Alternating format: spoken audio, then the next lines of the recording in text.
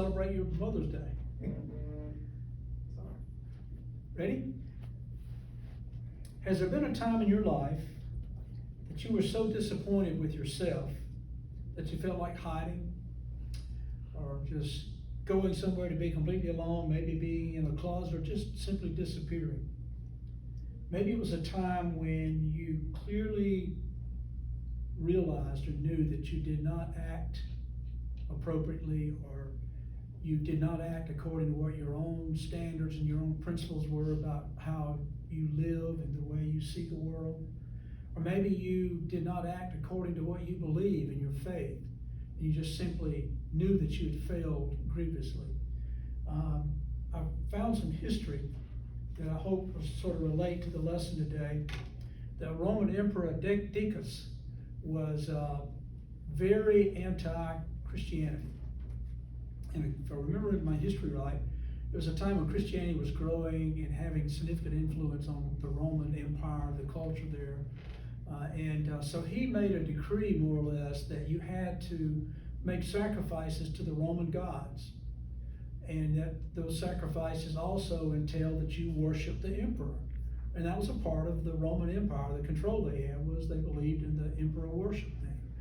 And so it posed a problem for Christians. So Christians were called to either compromise and go through the motions of making these sacrifices in a pagan temple to a Roman god in honor of the emperor or these gods, or deny doing that, reject doing that, and then face the possibility of arrest or persecution. Some were killed because of it. They were martyred.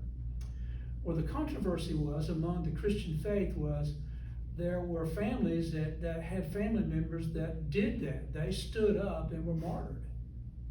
And then you had other families that decided, you know what? This means nothing to me.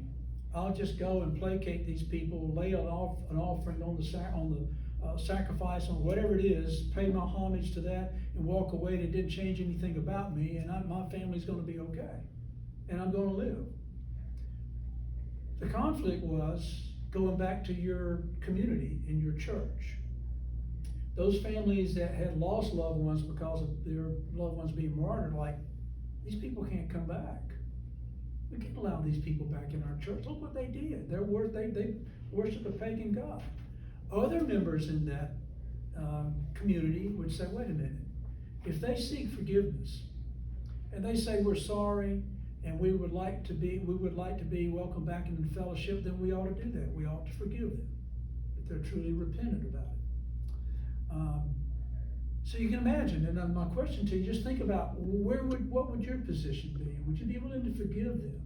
Particularly if one of your family members, a brother or sister or father, had been executed because of his faith, because he would not do that, but someone else did, and you're supposed to accept them into your community. How would you feel about that? Can you imagine the struggle it would create? My point is that I want you to think about our lesson today. Shortly after the arrest of Jesus, Peter has this dilemma about what he's to do. Remember, if you think about Peter's personality, he was a man of action. And sometimes, being such a man of action, he would speak before he thought, or speak before he thought about the consequences of his proposed action might be. And before the arrest, remember when Jesus was telling them, look, I'm going to die. I'm going to be, my future and the call for God for me and what I'm here, my mission is to die on a cross, and I'm going to leave you. And you people are going to be on your own, and you're going to go away for a while, but you will come back. And Peter, what did he say? Oh no, I'll never go away. I'll never deny you, and I'll die for you. What happened after the arrest? You remember when they come to arrest Jesus and Judas betrays him with a kiss, Peter pulls a sword out, and he, being a man of action, strikes the ear of the priest's servant and whacks it off, and Jesus heals it and says, that's enough. And I'm paraphrasing. But Jesus said, no more violence. And basically what was Jesus saying? This is my hour. But he was also saying, it's also the hour of darkness. One commentator said that, look at it this way. Satan said, this is my hour. This is where evil rules the most. And so I'm going to have my way. And because Jesus was at that point in time, when he came out of the Garden of Gethsemane, I believe he was the essence of every man's sin. Everyone that's ever going to sin, he was carrying that on him. And so he was, that had all of that in him. And God was sort of saying, okay, this may be your hour, but the story's not over. And wait until the resurrection. And I'll show you, Satan, that you can't overcome God. Anyway, all that said, with the after Jesus heals this ear of this servant and stops the violence and allows them to arrest him, what happens to all the disciples? They just split. They went from maybe wanting to fight to complete fear. And Peter the same. He leaves, but then what does Peter do?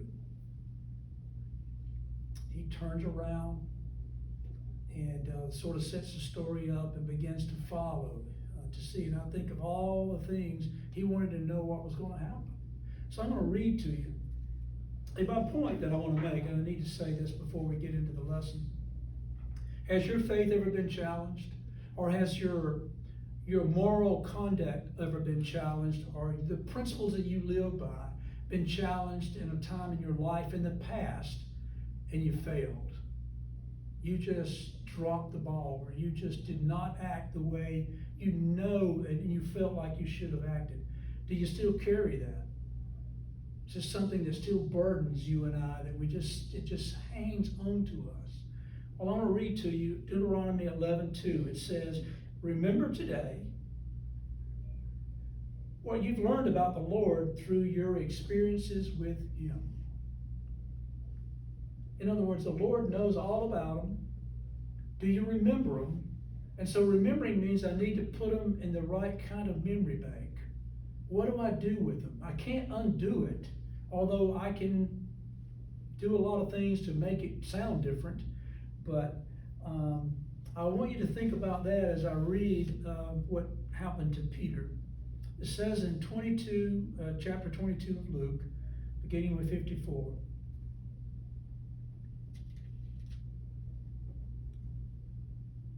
Then seizing him, they led him away and took him into the house of the high priest, talking about Jesus. Peter followed at a distance. But when they had kindled a fire in the middle of the courtyard and had sat down together, Peter sat down with them. A servant girl saw them seated there in the firelight. She looked closely at him and said, this man was with him. But he denied it. Woman, I don't know him, he said. A little later, someone else saw him and said, you are also one of them. Man, I am not, Peter denied. About an hour later, another asserted, certainly this man was with him, for he is a Galilean.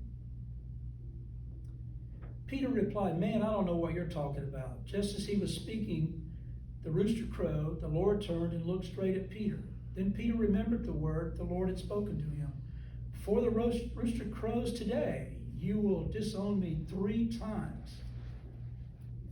And he went outside and wept bitterly. So think about it. Was Peter's actions in this whole little story one of panic, courage, or maybe a combination of both? What we know about him is, after, as I said, he ran away, turned around, and goes back. But a lot of people think Peter just had a lack of complete courage. But look at it another way. He's the only one that wanted to know what was going to happen. He had the courage to follow, to see what would happen to Jesus. It says, now his fear was also displayed in that same statement where it said, he followed at a distance. You get it? He was sort of making sure they didn't see him, but he wanted to know where Jesus was being taken, so he followed at a distance. And then as Jesus is being taken into the house to be questioned, what does Peter do? He slips into the courtyard. Now listen, this is a big deal. This priest, and I don't want to get into all the semantics, and we don't have time for that, but you have to understand that the priest, the high priest in Israel at this time, was really not determined by how sacred they were or how committed they were to their faith. It was really a political appointment by the Roman Empire. You get it? And his job was to serve his people and the Romans at the same time. And that meant what? He had to keep the peace. Whatever it took to stop riots, to make sure the Roman Empire didn't come down with a hammer on the people of his people in Israel, that's what his job was. And honestly, if he had to sacrifice a few people, so be it. That's the kind of person he was. He was a political animal. Just think about the world we live in our country today, how everything has become political. It was that way in Israel. Amazing that we think about the similarities a lot of times in the things in the past and that we have today. But here he is, following in. He slips into this courtyard, and one commentator I read said, he technically was trespassing. And for a pitiful Galilean fisherman to trespass into the courtyard of the high priest of Israel was a big deal. It took some courage to do that, to slip in there. Now, you can imagine he's trying to cover himself up, trying not to be seen or noticed. So here he is struggling with this combination of fear and trying to figure out, to gather up some courage. He does all these things. They're sitting around the fire, and I think the way I look at it, he really wanted to know what was going to happen to Jesus. He watched Jesus being treated as a criminal.